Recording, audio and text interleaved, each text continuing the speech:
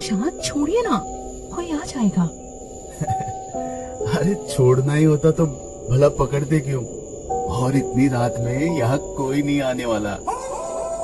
माहिरा और शमशाद कश्मीर की इन हसीन वादियों में अपना हनीमून मनाने आए थे और चांद की इस हसीन चांदनी में जहाँ दोनों अपने विला में अकेले थे, शमशाद माहिरा को अपनी बाहों में समेट उसके साथ दो जिस्म एक जान हो जाना चाहता था। दोनों एक पेड़ के किनारे एक दूसरे को चूम ही रहे थे कि अचानक माहिरा के कानों में एक फारसी मंत्र सुनाई पड़ा। मगर शमशाद की गर्म आगोश को छोड़ वो अपना ध्यान किसी और चीज पर नहीं देना चाहती थी। शमशाद भी माहिरा के बालों की क्लिप को दूर फेंक उसकी नरम जुल्फों में अपने हाथ फेर रहा था कि अचानक माहिरा ने उसे अपने से दूर धकेला और विला के अंदर की ओर चली गई। शमशाद भी हैरान था कि जो माहिरा अपनी गर्म सांसों के आलिंगन से उसे उत्तेजित कर रही थी, वो अचानक बिना एक शब्द कहे आखिर ऐसे कैसे चली गई। बहरहाल शमशाद भी उसके पीछे पीछे विला के अंदर चला गया, मगर शमशाद इस बात से अनजान था कि उसे जाते हुए पेड़ की ओट से कोई और भी देख रहा था। शमशाद माहिरा के लिए हॉट चॉकलेट लेकर बेडरूम में आया और कमरे में आते ही उसे कुछ ऐसा दिखा जिसे देख वो दंग रह गया। माहिरा कपड़े बदल शीशे में देख अपने बालों में कंघी घुमा रही थी और फारसी में कुछ गुनगुना रही थी। शमशाद ने हॉट चॉकलेट की ट्रे नीचे रखी और माहिरा को पुकारते हुए बोला, माहिरा, माहिरा, माहिरा। हाँ, तुम कुछ कह रहे थे? माहिरा, कहाँ खो गई थी तुम? मैंने तुम्हें कितनी बार पुकारा। और ये तुम क्या गुनगुना रही थी? मैं और गुनगुना रही थी? मुझे तो कुछ याद नहीं है। मैं तो बस ये कंघी। छोड़ो, जो भी बात है, देखो मैं तुम्हारे लिए क्या लाया हूँ। जो कुछ भी कुछ देर पहले हुआ वो। शमशाद, उस बारे में बात ना ही करें तो बेहतर है, और इसे आप पी लीजिए, मैं आती हूँ। इतना कहे माहिरा बाथरूम में चली गई और शमशाद, जो माहिरा के इस बर्ताव से खफा हो चुका था, कंबल खींच सोने चला गया। कुछ देर बाद जब माहिरा वापस आई तो हॉट चॉकलेट के कप को देख उत्साहित होते हुए बोली, शम्मी यार, why are you so sweet? Mahira खिड़की के बाहर देखते हुए हॉट चॉकलेट का लुत्फ उठा रही थी। वो इस बात से अनजान थी कि उसी की शक्ल और रूप में खड़ी कोई अनजान शक्ति बाथरूम के दरवाजे की ओट से उसे देख रही है। कुछ दिन बाद शमशाद और माहिरा अपने घर लखनऊ को रवाना हुए और माहिरा गाड़ी के शीशों के बाहर वादियों को एकटक देख रही थी कि अचानक उसे एक विचित्र जीव दिखा जो नीले रंग का था। पल भर के लिए उसे अपनी आंखों पर यकीन ही नहीं हुआ और तसल्ली के लिए जब उसने दोबारा बाहर झांका तो पाया कि वहाँ कोई नहीं था। इसे अपनी आंखों का वहम समझ माहिरा शमशाद के कंधे पर सर रखकर सो गई। माहिरा और शमशाद के आने पर मोहसिना, जो शमशाद की अम्मी थी, दोनों का स्वागत मुंह मीठा करा के कहती है, आओ मेरे बच्चों, अंदर आओ। तुम्हारी बहन नगमा ने तो हमें खाला बना ही दिया। अब बस तुम भी जल्दी से हमें दादी बना दो, ताकि जल्दी से एक नन्हा सा शमशाद हमारी गोद में भी खेले। शमशाद बिना कोई जवाब दिए कमरे में चला जाता है और दरवाजा जोर से बंद कर लेता है। माहिरा अपनी सास को देख कुछ अजीब तरह से मुस्कुराती है और सामान लेकर अंदर चली जाती है। माहिरा छत से कपड़े उतार रही थी कि अचानक उसकी सास मोहसिना पीछे से चिल्लाते हुए आई और उसके हाथ से कपड़े छीनते हुए बोली, माहिरा, अपने बाल बांधिए और खबरदार दोबारा कभी ऐसे खुले बालों में बाहर आई तो। अम्मी, अभी नहा के ही निकले थे हम, तो सोचा। ऐसे खुले बाल रखने वाली लड़कियों पे जिन्न आशिक हो जाते हैं और जिन्न का साया मौत का पैगाम ही लाता है। अम्मी, आप शांत हो जाइए। लीजिए, हमने बांध लिए अपने बाल।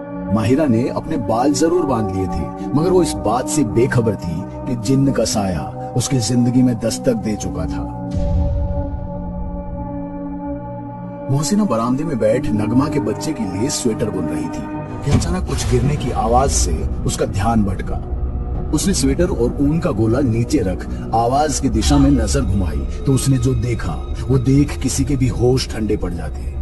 मोहसिना ने देखा माहिरा रोशनदान पर चढ़ कबूतर के घोंसले को फेंक उसके कच्चे अंडों को खा रही थी और उसकी आंखें हरी हो चुकी थी। ये देख मोहसिना घर के अंदर दौड़ी और शमशाद को पुकारने लगी, शमशाद, जो दफ्तर जाने के लिए तैयार हो ही रहा था, बिना कमीज पहने अपने कमरे से बाहर दौड़ता हुआ आया। अम्मी, शांत हो जाइए, आप बैठिए यहाँ। माहिरा, वो उधर अंडे। शमशाद, आप इन्हें शांत करें, मैं इनके लिए पानी लेकर आती हूँ। रोशनदान पे चढ़ के अंडे खा रही थी, अब कहाँ थमकी? अम्मी, छोड़िए उसे, कुछ तो लिहाज कीजिए, आपकी बहू है वो, और ये सुबह से कमरे में ही थी। हाँ माँ जी, हम तो काफी देर से कपड़े प्रेस कर रहे थे, आपकी आवाज सुनी तो तुरंत भागे चले आए। तुझे भी हमारी बात पर भरोसा नहीं है ना? अभी चल हमारे साथ, सब आईने की तरह साफ साफ दिखने लग जाएगा तुझे। मोहसिना जैसे ही अपनी बहू और बेटे के साथ बाहर बरामदे में पहुंची तो देखकर भौचक्की रह गई, क्योंकि सब ज्यों का त्यों था। जमीन पर अंडों का कोई निशान नहीं, और घोंसला ऐसे रोशनदान के साथ जमा हुआ था जैसे किसी ने सालों से नहीं छेड़ा हो। मोहसिना जान चुकी थी कि दाल में कुछ तो काला है, उसे बस तलाश थी तो बस एक मौके की। अगले कुछ दिन जो सिद्दीकी परिवार के साथ एक के बाद एक अजीब गतिविधियां घटित हुई। कभी रात को बिजली जाने के बाद उजाला करने वाली मोमबत्तियां घर के पर्दों को जलाकर राख कर देती, तो कभी रसोई घर में रखे पतीलों से अन्न और चावल का गायब हो जाना। मोहसिना, जो हर दिन मोहल्ले की औरतों के साथ सवेरे सैर पर निकलती थी, उसने घुटने के दर्द के चलते घर के बाहर निकलना तक छोड़ दिया और बस बरामदे में बैठकर या तो स्वेटर बुनती या बस कुरान पढ़ती रहती। जिन्न के होने का असर सिर्फ मोहसिना पर ही नहीं, बल्कि शमशाद के कामकाज पर भी पड़ने लगा था। शमशाद सुबह 9 बजे काम पर निकलता और 12 बजे ही घर चला आता।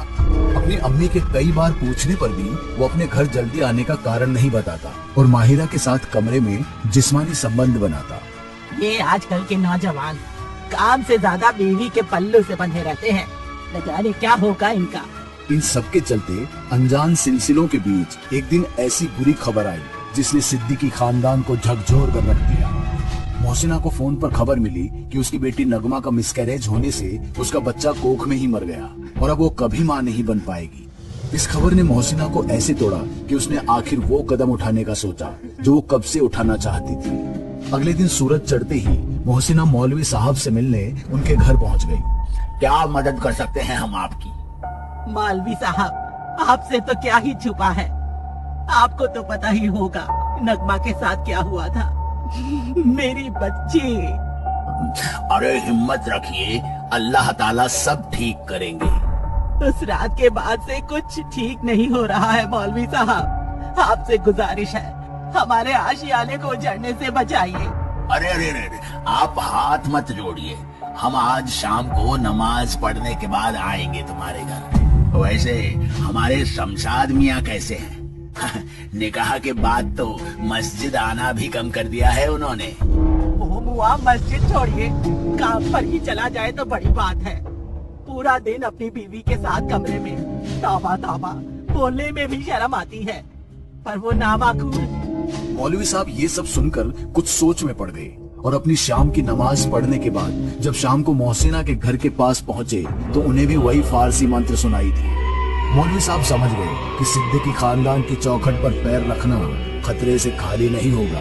मोहसिना, जो कि घर की छत पर मौलवी साहब को जाते हुए देख रही थी, अपनी आखिरी उम्मीद को जाते देख हड़बड़ाहट में नंगे पैर उनके पीछे दौड़ी और बीच सड़क में उनके पैरों में गिरते हुए बोली, आप मेरी आखिरी उम्मीद है मौलवी साहब, मुसीबत की इस घड़ी में मेरा हाथ मत छोड़िए।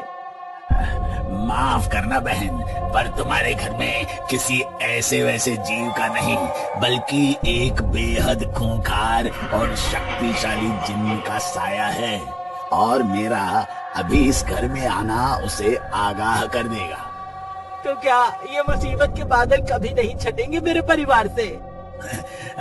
खुदा के घर देर है, अंधेर नहीं। जिन्न चाहे कितना भी शक्तिशाली हो, अजान के वक्त कमजोर पड़ ही जाते हैं। कल सुबह की अजान। मौलवी साहब जैसा जैसा बताते गए, मोहसिना सुनती गई और गर्दन हिला हामी भरती गई। अंत में जाते जाते मौलवी साहब ने उसे 3 ताबीज दिए और अपने घर की ओर चल दिए। रात होते ही सास बहू रसोई में रात के खाने की तैयारी कर रही थी कि तभी मोहसिना ने एकदम से मौका देख अपनी बहू की दाईं बाजू पर एक ताबीज बांध दिया। अम्मी, ये ताबीज किस लिए है? मौलवी साहब ने दिया है, बुरी नजर से परिवार को बचा कर रखेगा। वैसे अम्मी, एक और ताबीज मंगा लीजिए, घर में एक नन्हा मेहमान जो आने वाला है। सच? शुक्र है अल्लाह का, आखिर इतने गमों के बाद कुछ खुशियाँ तो हमारे नसीब में आई। तुम जाकर आराम करो बेटा, हम बिरयानी बनाते हैं। हाँ शमशाद, अब खुदा की रहमत से आप एक वालिद बनने वाले हैं। सचमुच? माहिरा, हम पापा? हाँ शमशाद, उम्मीद करते हैं आपको आपकी जिम्मेदारियों का एहसास हो जाएगा, पर उससे पहले तुम ये ताबीज बांध लेना। ये किन अंधविश्वासी बातों को आप मानने लगे हैं? अरे इनसे शमशाद, शमशाद आप ठीक हैं? कुछ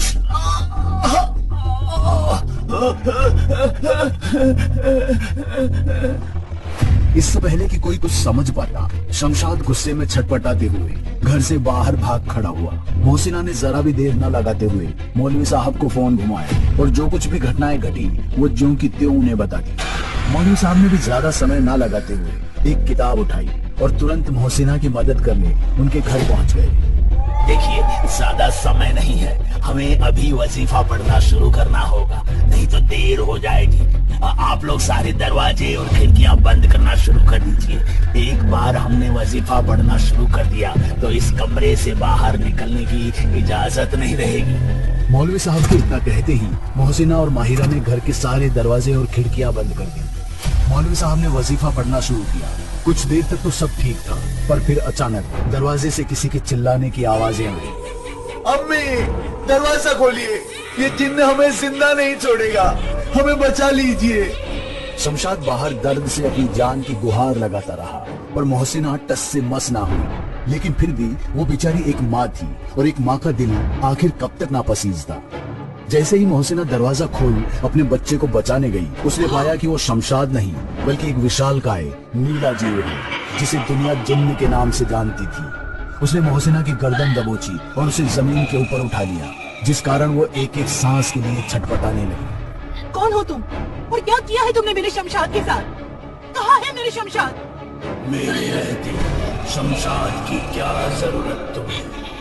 कश्मीर की उन वादियों में उस रात जब से तुम्हें देखा था, बस तुम्हारे जिस्म तुम्हारी रूह से रूबरू होना चाहता है, और उस आदमी की खबर जानकर तुम क्या करोगी जो इस दुनिया में अब है ही नहीं। क्या किया तूने शमशाद के साथ, बता। जिन्न ये सुनकर जोरों से हंसा और उसने बताया कि कैसे एक सुबह जब शमशाद काम के लिए निकला तो जिन्न मौका पा उसे रास्ते में एक शमशान घाट में घसीटता हुआ ले गया और फिर उसका रूप ले कैसे माहिरा के साथ हर दिन जिस्मानी संबंध बनाने लगा। माहिरा, छोड़ो इन सबको और मेरे साथ चलो। इन सब से दूर हम अपनी अलग दुनिया बसाएंगे। उससे पहले मैं खुद को मौत के हवाले कर दूंगी। मौलवी साहब की पढ़ाई में बाधा डालते हुए जिन्न कमरे में पड़ी चीजों को उनकी तरफ हवा में उड़ाते हुए फेंकने लगा। एक फोटो फ्रेम सर पर लगने के कारण मौलवी साहब जख्मी होकर गिर पड़े और उनके मंत्रों के उच्चारण में खलल पड़ ही गई। क्यों रे खुदा के बंदे, वजीफा पढ़कर मुझे नेस्त नाबूद करेगा? इतने सालों में तेरे जैसे मैंने कई मौलाना तांत्रिकों को मक्खी की तरह मसल कर फेंक दिया, तो तू किस खेत की मूली है? तुझे भी मैं तेरे खुदा के पास तुरंत भेजता हूँ, फिर जन्नत में पढ़ना अपने वजीफे। जिन्न ने एक मंत्र बुदबुदाया और उसके हाथ में एक खंजर प्रकट हुआ, जिससे उसने सीधे मौलवी साहब पर निशाना साधा।